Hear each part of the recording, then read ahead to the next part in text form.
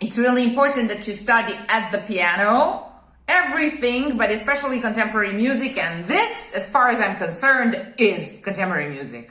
It was meant to be contemporary music from his very authors and publishers. Schoenberg and Berg invented nothing as far as we are concerned. If you read Italian Verismo close enough. Verismo was a project, in Italy Verismo was a project of contemporary music. It had a manifesto. There was a plan, and the plan had been made eminently by an Italian publisher named Edoardo Sonsogno, who wanted to compete with Ricordi in order not to leave him with the entire monopoly of the music publishing, because there were two big music publishing houses in Italy, Ricordi and Lucca. And then the Lucca died, and his widow sold the house to Ricordi, so Ricordi was gonna have everything, basically. And then this young publisher and very entrepreneurial, apparently, Sonsogno, he was already a descendant of a small publishing house from Milan as well. But he decided to renew opera, okay, to make contemporary music in opera. He put out competitions for young composers, and he rented out the Teatro dell'Opera in Rome, the Costanzi, the Teatro dal Verme in Milan to perform the winning operas. Mascagni, Leoncavallo, Pagliacci came out of the talent scouting of Sonsogno, and Sonsogno is the publisher who published the Italian Verismo. And he had a plan to put together a group of good composers in order to compete with Ricordi. He got to publish one opera by Puccini, which is La Rondine. The one opera that Ricordi did not publish because it premiered in 1917 during World War I. Puccini took the chance because La Rondine was supposed to be an operetta in German. Oh, okay. La Rondine had the German librettists, and he signed with Ricordi for a German operetta, not for an opera, with German librettists. And then the war bursted out, and so Italy and Germany went separate ways. And Puccini got to break the contract with Ricordi, and he was very happy to, because he didn't want to write in German. And also he didn't want to write an operetta. He believed that La Rondine had better chances to be an actual opera and not an operetta. And so he found the librettist, which was Giuseppe Adami, which eventually turned out to be also the librettist of Turandot. Okay, he started the collaboration with Giuseppe Adami, and he did La Rondine, and Sonsogno took the chance to publish a Puccini.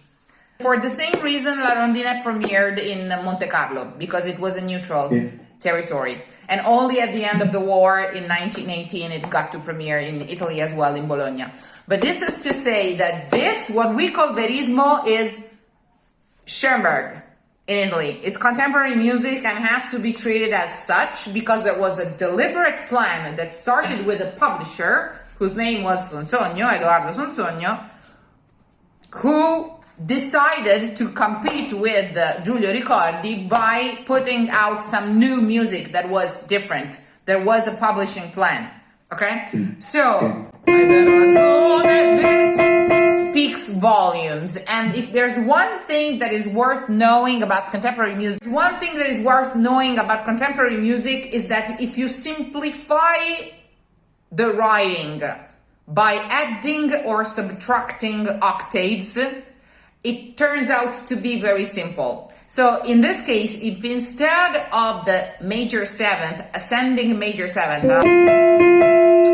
you think of a descending semitone, you subtract an octave, and instead of going up, fa mi, you go down, fa mi, hai ben ragione, hai ben ragione, hai ben ragione. And so you understand the interval like this, and when you're playing, you play both notes as if the octave didn't matter.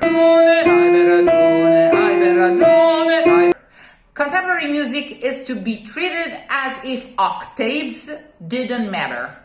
Because if you simplify octaves, it turns out to be very simple intervals. Mostly semitones, seconds, or thirds, or fifths. Okay?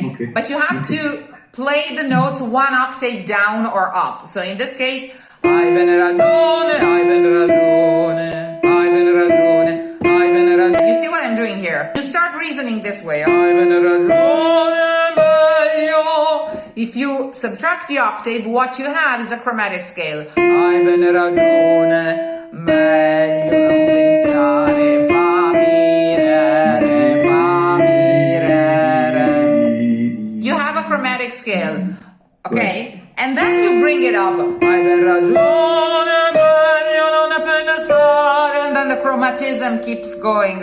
Piegare il capo ed incurvare la schiena. An entire chromatic scale.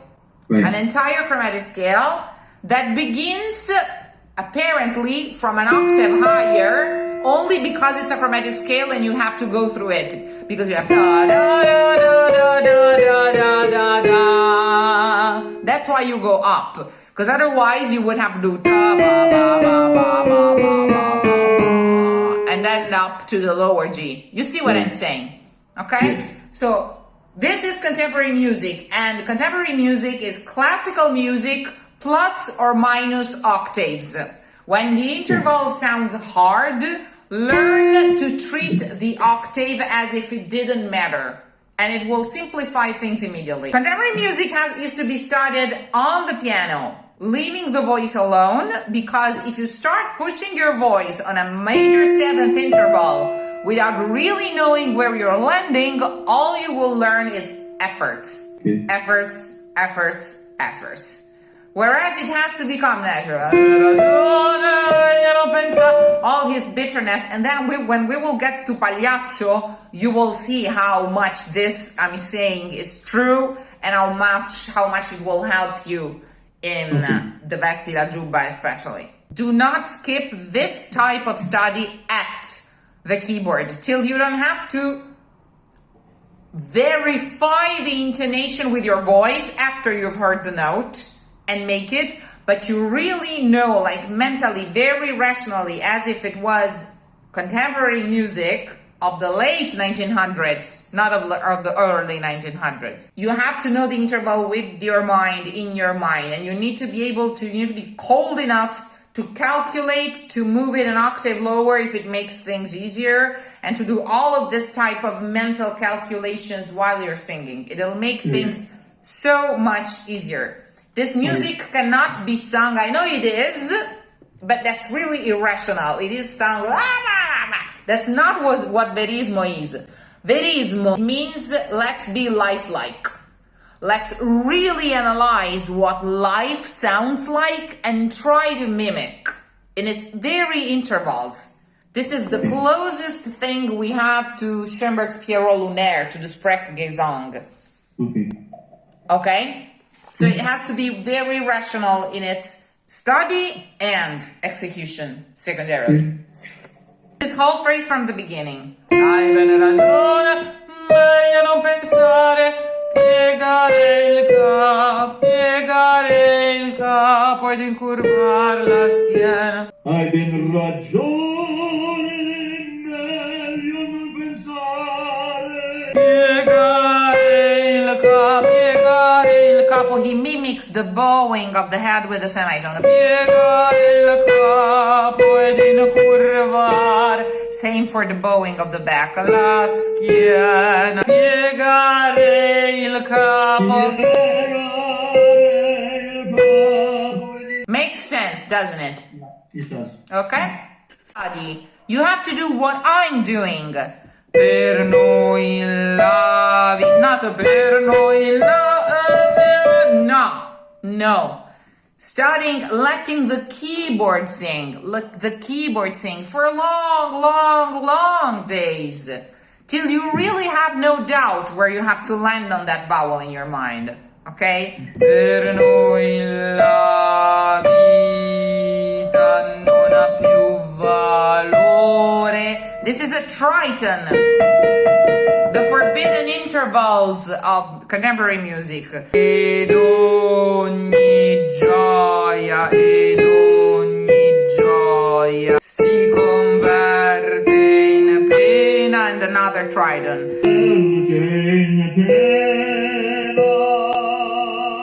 Okay? So this is how you study. Exactly what I'm doing. Now I am doing on your behalf the spoken chanting on the keyboard playing, but this is how you study this music. Okay. You don't just make vocal attempts without knowing where you're going. Okay. Okay? Or by the end of one page, you will hit on the walls in the darkness so many times that you'll be full of bumps in your head. And that's not what you want. You don't want to, do too many fittings of your wedding gown, as we were saying last time. Right.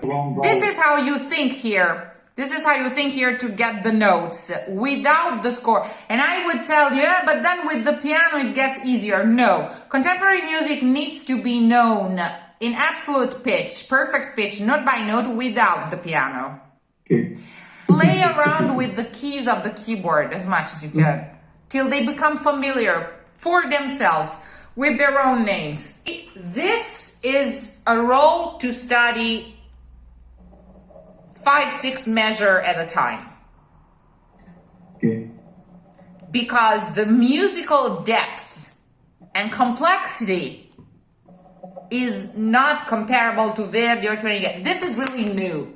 This is new music. It has nothing to do with anything that came before, because it does not relate to key, to tonality anymore. I see that. So it has to be learned note by note as it is, and not by mistreating your voice, but by having the keyboard doing the heavy load work. Yeah. Well, I think till it becomes natural. Understanding that, but also, I mean, with the accompaniment, you're not going to get screwed up too much. You know what I mean? Definitely, but if you see it just as funny classical music with accompaniment, you don't get the point of it. Okay. And you will still be imprecise in several spots. Okay. This is closer, if you want to see it as classical music, is way closer to Monteverdi than it is to Verdi. Okay. Monteverdi had a treatment of the voice that was much more similar to what is going to be Schoenberg's Sprechgesang, to what Puccini and all the Veristi do in Verismo. This is, in a way, between Schoenberg and Monteverdi. Okay. But it has to be taken one note at a time, one inflection of the voice at a time, because it means to be lifelike, actorial, theatrical, and portray music the way it really is, the way the prologo puts it in Pagliacci, uno squarcio di vita, lifelike. This is what life sounds like, which doesn't mean necessarily screaming and yelling, it just means simple. The other day I was coaching Nedda, ok? Just, quante strida, sono sogni paurosi e folle. It can be also extremely light and not heavy. Verismo doesn't mean heavy. It means precisely as spoken. Okay. Not synthesized and crystallized in imitation of life that is tonality, in that schematization of life that is tonality. This is the way life really sounds like, not kind of in that simplified way that tonality renders. Okay? So one note at a time, one key at a time, chanting the text on it. That's the way to proceed with contemporary music, which begins here. It actually had begun a couple of decades before. Okay, very good. When are we seeing each other next week?